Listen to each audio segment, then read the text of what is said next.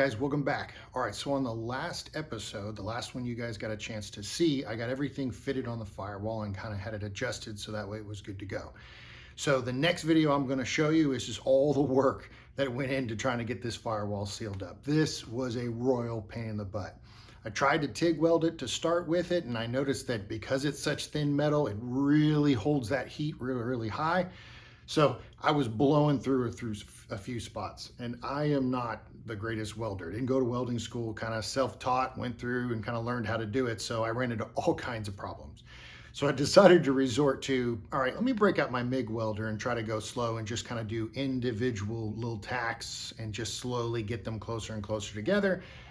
But once I got all that done, I had a pretty decent bead across the whole thing. My most important part of the whole thing was I wanted everything sealed so that way nothing could get into the cockpit where I'm actually sitting. The firewall's completely sealed, but it came out sloppy. So it took a whole lot of fixing, a whole lot of grinding, a whole lot of adjusting to get it all just right, just because I've never dealt with metal this thin. So it was definitely a learning experience. So have some fun, kind of watch all my struggles as I go through this one, and then we'll kind of move on from there.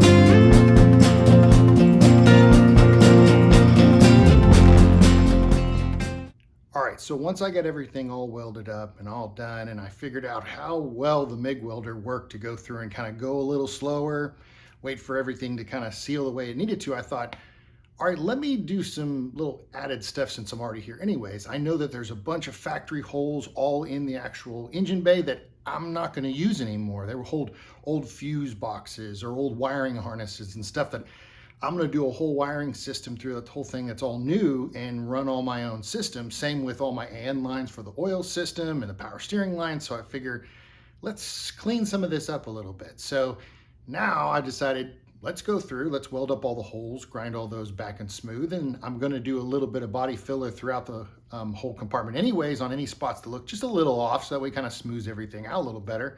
So, okay, add a little bit more. So let's get to that work.